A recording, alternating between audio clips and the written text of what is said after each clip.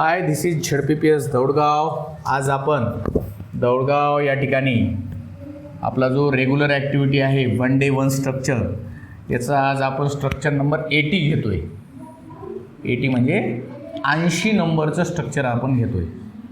आपलं टार्गेट आहे 100 स्ट्रक्चरचं आणि आपण 80च्या टप्प्यावर येऊन पोहोचलेलो आहोत. आज आपण सुरुवात करतो आहे व्हेअर हा जो WH वर्ड आहे त्याला घेऊन आपल्याला या ठिकाणी काय करायचे आहे, वाक्य बनवायचे आहे.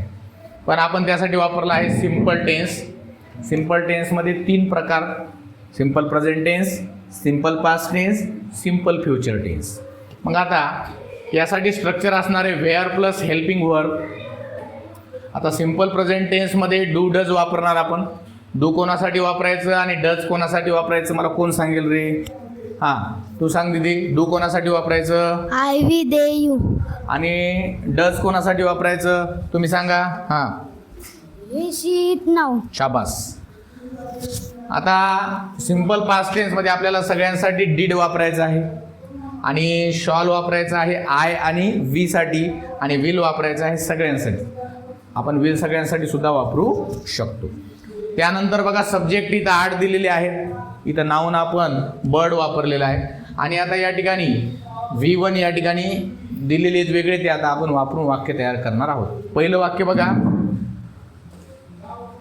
तू कोठे क्रिकेट खेळतो. बघा समजून घ्या वाक्य आधी.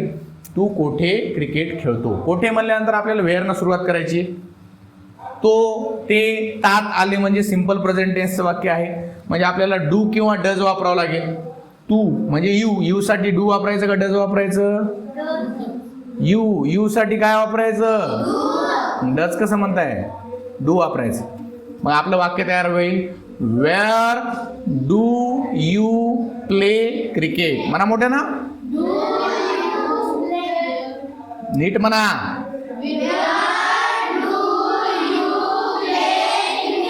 आता याच वाक्याला आपल्याला असं करायचं आहे की तू कुठे क्रिकेट खेळला. तर मग फक्त डूच्या जागेवर काय येईल? डीड. आणि वाक्य तयार होईल, where did you play cricket. काय वाक्य तयार झालं? वेअर तू कोठे क्रिकेट खेळशील. Where will you play cricket. वाक्य तयार झालं, where will you play cricket. लक्षात आलं? आता तसंच आपण आयला घेऊन एक वाक्य तयार करूया. हा, सेम. मी कोठे क्रिकेट खेळतो सांगा. हा, where do I play cricket. मी कोठे क्रिकेट खेळलो. Where did I play cricket. मी कोठे क्रिकेट खेळेल. Where shall I play cricket. Very good, clap for him. चला लर्न इंग्लिश घेऊया. आम्ही कोठे इंग्रजी शिकतो. हा, आम्ही कोठे इंग्रजी शिकतो सांगा आरुषी दीदी. Where do I learn English. आम्ही म्हणलंय मी. Where do we learn English. आम्ही कोठे इंग्रजी शिकलो. Where did we learn English. आम्ही कोठे इंग्रजी शिकू. Where shall we learn English. Very good, clap for her. चला त्यानंतर बघा, गो टू पिकनिक आपण दे साठी वापरूया. ते कोठे सहलीला जातात. ते कोठे सहलीला जातात सांगा जगदीश. वेअर डू आय ते where do they go to picnic. ते कोठे सहलीला गेले. Where did they go to picnic. ते कोठे सहलीला जातील. Where will be go to picnic. Where will they go to picnic. Very good, clap for him. चला त्यानंतर बाय अ केक. हा, तू कोठे केक खरेदी करतो. हा सांगा दुर्गा दीदी, तू कोठे केक खरेदी करतो. Where do you buy a cake. तू कोठे केक खरेदी केला. Where did you buy a cake. तू कोठे केक खरेदी करशील. Where will you buy a cake. Very good, clap for her.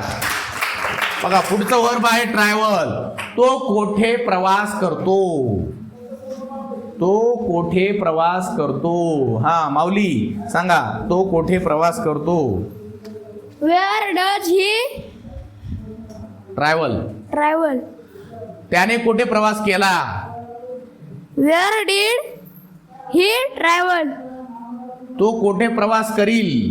Wear will he travel? शाबास, व्हेरी गुड. चला पुढे स्विम. ती कोठे पोहते? हा सांगा. Where does she swim? ती कोठे पोहली? Where did she swim? ती कोठे पोहेल? Where will she swim? Very good. शाबास, टाळ्या वाजवा याच्यासाठी. हा पुढे जाऊया आपण. रेन. हा इटचा वापर करायचा आहे. पाऊस कोठे पडतो? हा सांगा, पाऊस कोठे पडतो? Where does it rain? पाऊस कोठे पडला? Where did it rain? पाऊस कुठं पडेल? Where will it rain? Very good, clap for हर. हा चला पुढे. चला आता आपण या ठिकाणी एक नाउन घेतलेलं आहे, बर्ड. पक्षी कोठे उडतो? हा सांगा, पक्षी कोठे उडतो? Where does bird fly? पक्षी कोठे उडाला? Where did bird fly? पक्षी कोठे उडेल? Where will bird fly? Very good. हा चला आता तुम्ही सांगा. हा तू कोठे लग्न करते? Where do you marry? मॅरी. Marry. हसू नको ना, it's just a question. Okay. तू कोठे लग्न केलं? Where did you marry? तू कोठे लग्न करशील? Where will you marry? Very good. Sit down please. हा इकडं. हा उभा राहा. सांगा आता, माऊली कोठे संडासला जातो? Where does Mauli toilet? जातो. मग काय घ्यावं लागेल? Go to toilet. बरोबर आहे का? हसण्यामध्ये आपलं वाक्य चुकायले ना. हा सांगा, माऊली कोठे संडासला जातो? Where does Mauli go to toilet? माऊली कोठे संडासला गेला? Where did Mauli go to toilet? माऊली कोठे संडासला जाईल?